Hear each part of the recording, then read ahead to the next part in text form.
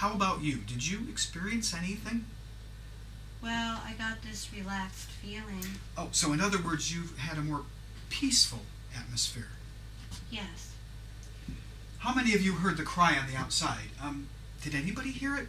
I didn't hear it. I was just wondering if anybody did. It came from the kitchen. You heard it in the kitchen? Yes. We'll turn it over to Father Alphonsus, who has been extremely helpful in all of this, for which we are very thankful. And we'd like to sort of have you summarize how you feel, well, being a clergyman over here at St. Bonaventure, the university, I believe. Well, I would say I've been investigating hauntings of this kind for a long, long time. And this is the most complex I've ever come across. I think you yourself mentioned it was too. We have the combination of so much poltergeist phenomena, plus so many apparitions, and I don't think there are any cases on record that shows this. And what I do believe that members of this family have produced a psychic energy which certain entities are using to manifest themselves.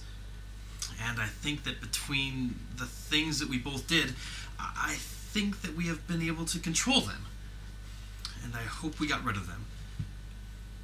How do you feel about that? I feel that we've gotten rid of them.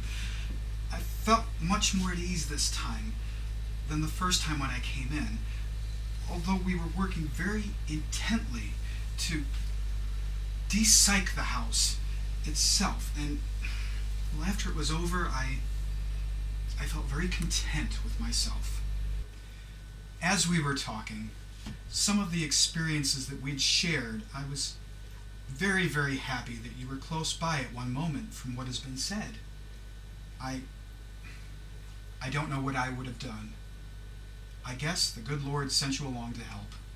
But I will agree with you that we'd spoken about this prior, that both the energy in this house, the people living in this house, and the energies that have been left in the house prior, over a number of years have gathered here, and therefore to the children and the people that have visited here, they've been able to kind of mix these energies together, which has been causing this phenomena. And that's why in our work in de-psyching and in blessing this house with prayers, to ask for that evil energy to go, even to leave those who are not present, and to bring in the good energy, which will start building up so that nothing will ever happen again, prayerfully in this way.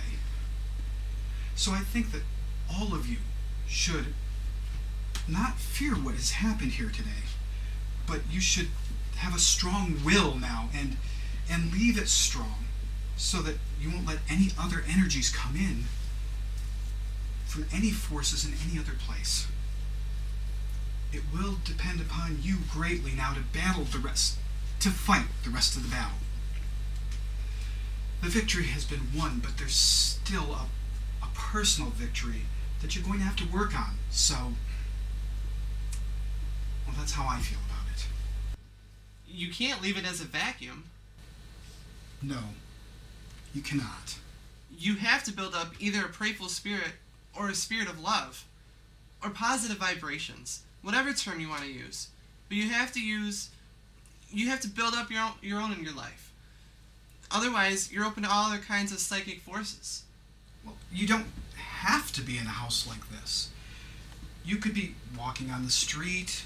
You could be picking up some of those vibrations. You could carry them back with you. So, in other words, you have to build on what I call a positive attitude. And to remember that whatever positive attitude you have will be for the good. And to stop feeling. That's the first thing. All right, cut. Well, Those birds seem to be happy now. What was it? Yeah, we're good. All right, Ready? ready to roll again. Okay, guys. Action! Mrs. Dandy, when did all of this begin? The first disturbances began June 29th, 1970.